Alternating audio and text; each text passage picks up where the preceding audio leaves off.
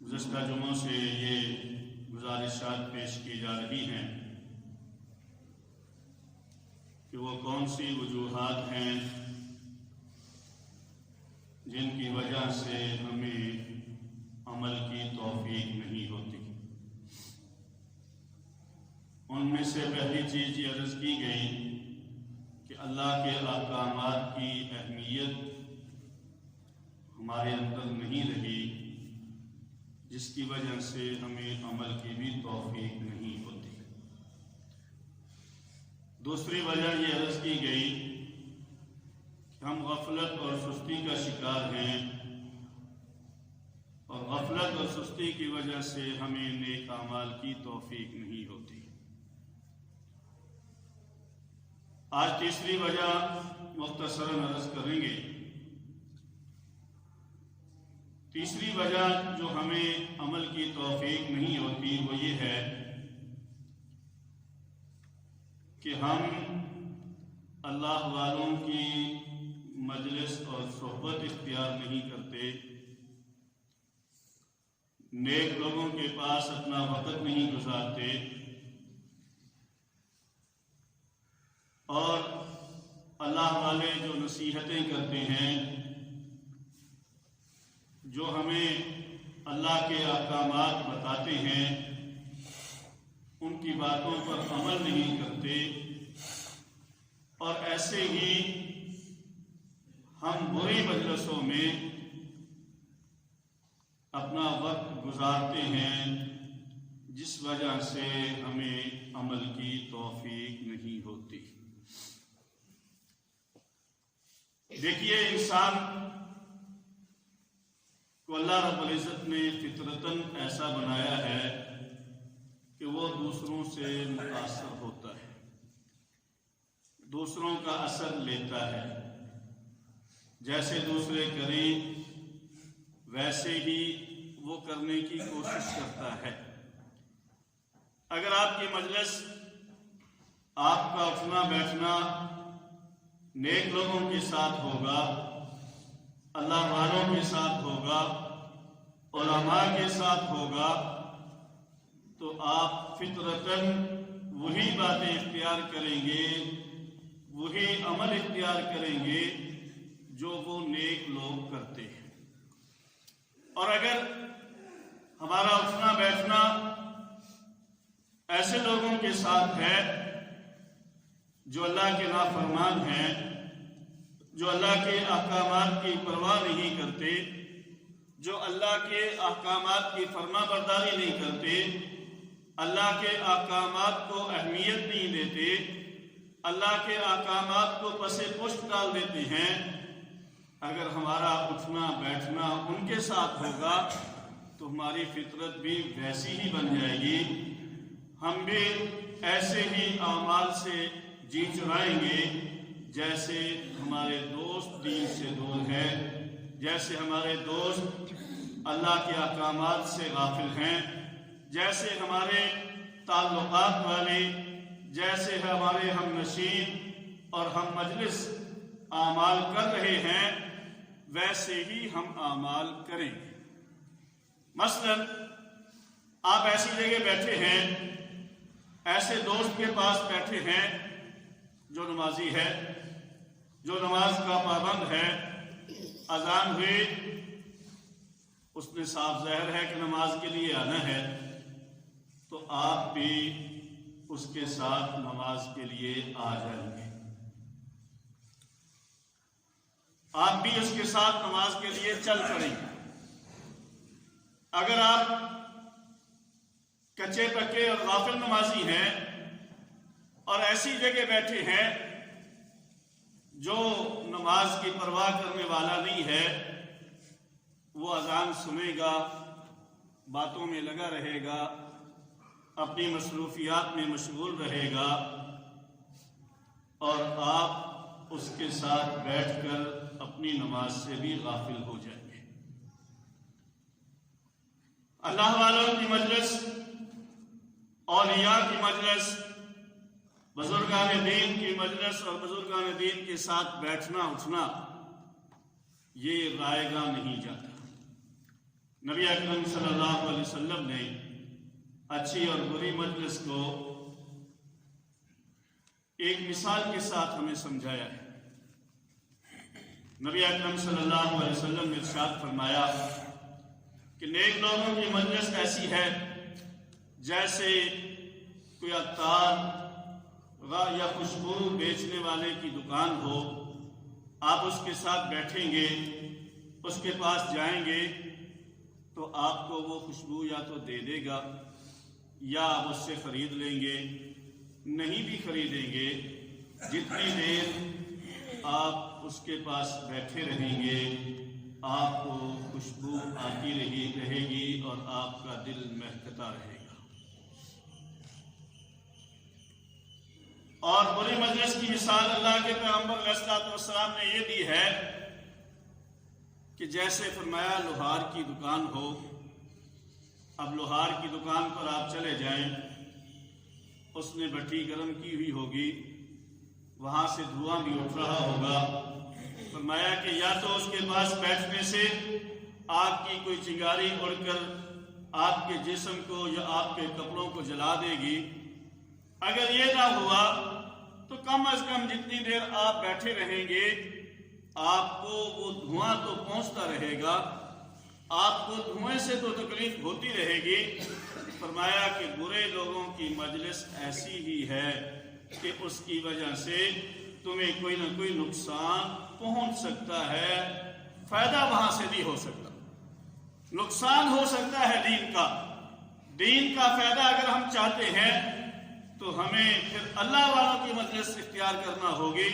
نیک صحبت اختیار کرنا ہوگی، نیک لوگوں کے پاس بیٹھنا اٹھنا ہمیں کرنا ہوگا، تو پھر اللہ رب العزت ہمیں نیک اعمال کی توفیق بھی عطا کر دیں گے۔ آپ اس عمل کو کرنا چاہیں یا نہ چاہیں، آپ غیر اختیاری طور پر وہاں بیٹھ کر ان کے پاس اٹھنے بیٹھنے سے اللہ آپ کو بھی نیک اعمال کی توفیق عطا فرما دیں گے۔ اب دیکھیے حضرت مولانا رشید احمد گنگوہی رحمۃ اللہ علیہ، جنہیں ابو حنیفہ ہند کہا جاتا ہے، جو فقاہت کے بلند مقام پر فائز تھے، وہ بیعت ہونے کے لیے حضرت حاجی صاحب حاجی امداد اللہ مہاجر مکی رحمۃ اللہ علیہ کی خدمت میں حاضر ہوئے، عرض کیا حضرت میں آپ سے بیعت ہونا چاہتا ہوں، میری مصروفیات ہیں، میں اسباق پڑھاتا ہوں، دین کی کتابیں پڑھاتا ہوں، میرے پاس یہ آپ کی طرح اللہ اللہ کرنے کے لیے وقت نہیں ہے، ذکر کرنے کے لیے وقت نہیں ہے، بس میں آپ کی خدمت میں حاضر ہوں، آپ مجھے بیعت کر لیں اور جو ہے کہ اسباق وغیرہ میرے ذمہ نہ لگیں۔ جب اللہ والوں کے پاس جائیں بیعت کریں تو وہ کوئی نہ کوئی وظیفہ بتائیں گے، کوئی نہ کوئی عمل بتائیں گے، تو آپ کو جب وہ عمل کریں گے اللہ کا قرب نصیب ہوتا چلا جائے گا۔ اب حضرت حاجی صاحب امداد اللہ مہاجر مکی رحمۃ اللہ علیہ نے فرمایا اچھا بھی ایسے کرو، یہ بیعت میں آپ سے کر لیتا ہوں لیکن آپ 3 دن یہاں ہماری خانقاہ میں گزارو۔ حضرت نے فرمایا ٹھیک ہے جی۔ حضرت مولانا رشید احمد گنگوہی رحمۃ اللہ علیہ فرماتے ہیں کہ اب میں وہاں قیام کر لیا، رات کو سویا ہوا تھا، رات کے 2 بجے خانقاہ تھی، وہاں سارے ہی سالکین تھے، وہاں سارے ہی اللہ کی محبت کو تلاش کرنے والے تھے، سارے ہی اللہ کے احکامات پر عمل کرنے کے لیے اپنے اندر ایک جذبہ پیدا کرنے کے لیے حضرت حاجی صاحب کی خدمت میں حاضر ہوئے تھے۔ تو کہتے ہیں جب میری آنکھ کھلی میں نے دیکھا میری دائیں طرف کوئی آدمی ایک اللہ والا کھڑا تہجد پڑھ رہا ہے، تھوڑی دیر کے بعد دیکھا میری بائیں طرف بھی کھڑا ہے، کوئی ادھر کھڑا ہے کوئی ادھر کھڑا ہے، پوری مسجد میں لوگ نوافل میں مصروف ہیں۔ کہتے مجھے احساس ہوا، ندامت ہوئی، میں بھی چاروں ناچار اٹھا، نہ چاہتے ہوئے بھی اٹھا، اٹھ کر میں نے بھی وضو کیا اور نوافل میں مصروف ہو گیا۔ اب کہتے ہیں 3 دن تک حضرت نے فرمایا ٹھیک ہے جی اب 3 دن ہو گئے ہیں آپ جا سکتے ہیں۔ حضرت مولانا رشید احمد گنگوہی رحمۃ اللہ علیہ فرماتے ہیں کہ 3 دن میں نے کہا نہیں حضرت اب تو مجھے کچھ دن اور آپ کے پاس ٹھہرنا ہے۔ اللہ کے احکامات کے اندر لذت، سکون، راحت جو اللہ نے رکھی ہے وہ دنیا کی کسی چیز کے اندر نہیں ہے، اور جسے یہ نصیب ہو جاتی ہے اس کو پھر دنیا کی کسی بھی چیز میں سکون حاصل ہوتا ہی نہیں ہے۔ تو پھر حضرت مولانا رشید احمد گنگوہی رحمۃ اللہ علیہ ایک چلہ 40 دن حضرت حاجی صاحب کی خدمت میں رہے، اور 40 دنوں کے بعد حضرت حاجی امداد اللہ مہاجر مکی رحمۃ اللہ علیہ نے حضرت مولانا رشید احمد گنگوہی کو جب روانہ کیا تو خلافت عطا کر کے روانہ کیا۔ تو ذات محترم، اللہ والوں کی مجلس میں بیٹھنے سے اللہ پھر اس طرح نوازتے ہیں۔ حضرت مولانا مفتی محمد شفیع صاحب رحمۃ اللہ علیہ فرماتے ہیں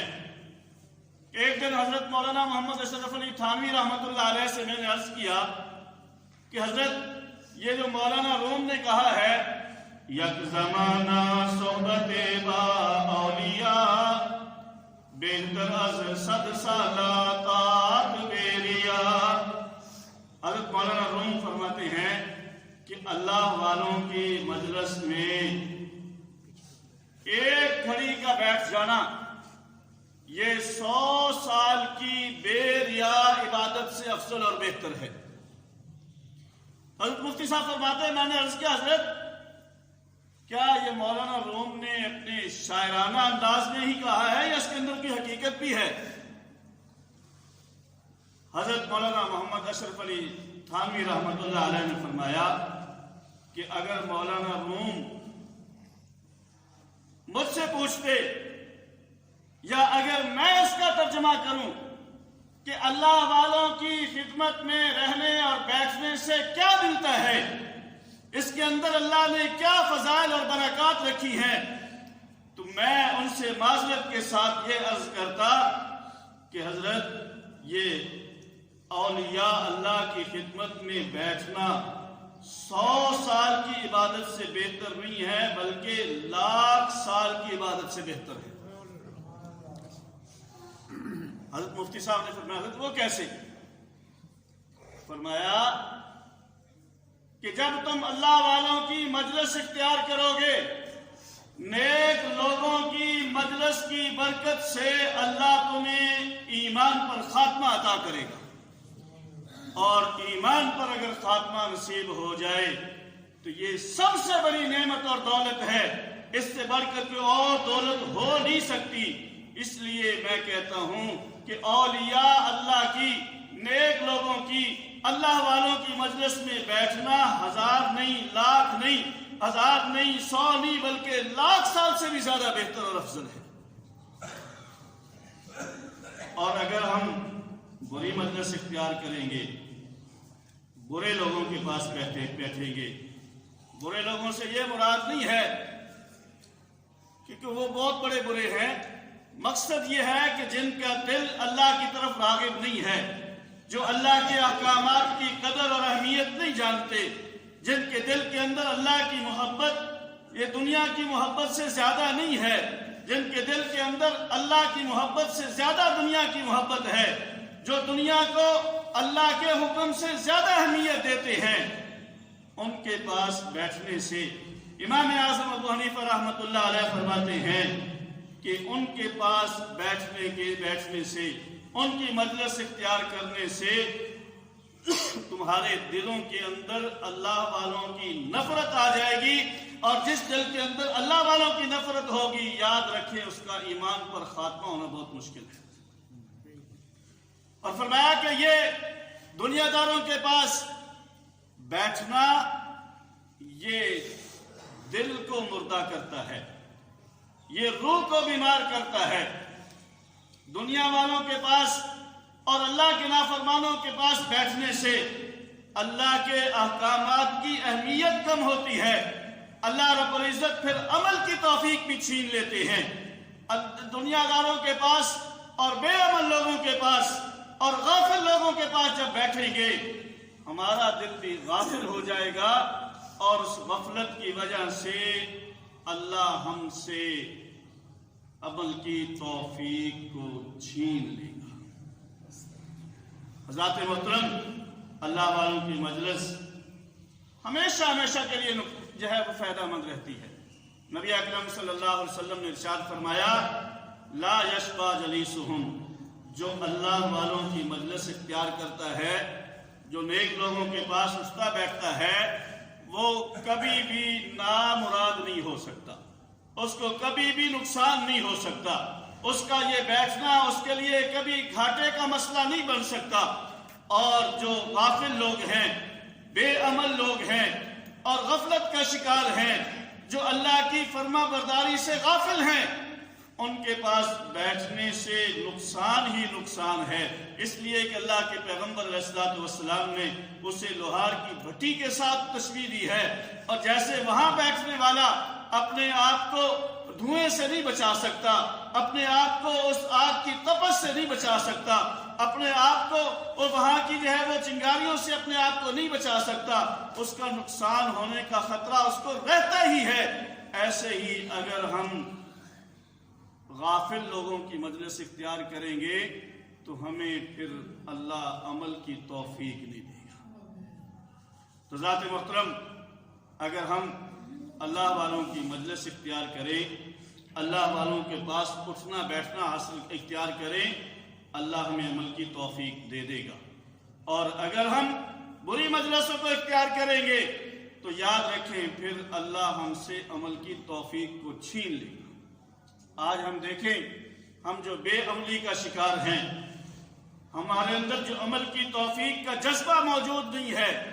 اس کی بنیادی وجہ یہی ہے۔ ان کی اس وجوہات میں سے ایک اہم ترین وجہ یہ ہے کہ ہم اللہ والوں کی مجلس اختیار نہیں کرتے، اور اسی طرح ہماری مجلسیں اللہ کے احکامات سے غافل لوگوں کے ساتھ زیادہ ہوتی ہیں۔ میں نے پہلے مثال دے چکا ہوں کہ ایک نمازی آدمی اگر بے نمازی کے پاس بیٹھا ہوگا تو وہ اگر اس کا ایمان مضبوط نہیں ہے تو وہ پھر نماز کے وقت میں بے نمازی کے پاس بیٹھ کر نماز سے غافل ہو جائے گا۔ حضرات محترم، نبی اکرم صلی اللہ علیہ وسلم نے ارشاد فرمایا، المرء علی دین خلیلہ، کہ آدمی اپنے دوست کے مذہب اور دین پر ہوتا ہے، اس کے راستے پر چلتا ہے، جیسے اس کا دوست چلتا ہے وہ بھی ویسے چلتا ہے۔ ہمارے سامنے حالات ہیں، بعض دفعہ انسان نہیں چاہتا لیکن دوست کی وجہ سے آپ جو ہے اس کو وہ کام کرنا پڑتا ہے، مجبوراً پر کرنا پڑتا ہے۔ لیکن یاد رکھیں، اگر ہم اللہ والوں کی اور نیک لوگوں کی مجلس کو اختیار کریں گے تو ہم دل چاہے گا یا نہیں چاہے گا، ہم نیک اعمال کی طرف راغب ہو جائیں گے۔ اللہ ہمارے فرماتے ہیں